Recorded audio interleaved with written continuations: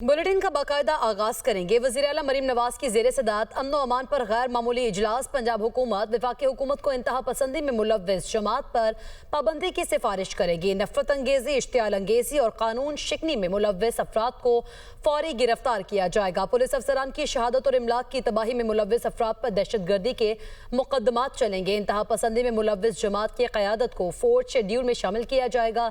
इंतहा पसंदी में मुलव्वस जमात की जायदादें और असासे महकमा औकाफ के हवाले किए जाएंगे। इंतहा पसंदी में मुलव्वस जमात के पोस्टर्स, बैनर्स और इश्तिहारात पर मुकम्मल पाबंदी होगी। नफरत फैलाने वाले सोशल मीडिया अकाउंट्स बंद किए जाएंगे। इंतहा पसंदी में मुलव्वस जमात के तमाम बैंक अकाउंट्स मुंजमद किए जाएंगे।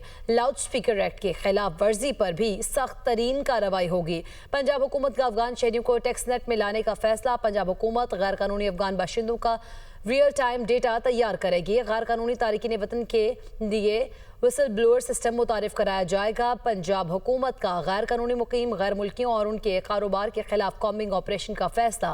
गैर कानूनी मुकीम गैर मुल्की बाशिंदों को वफाकी हुकूमत की पॉलिसी के मुताबिक डिपोर्ट किया जाएगा।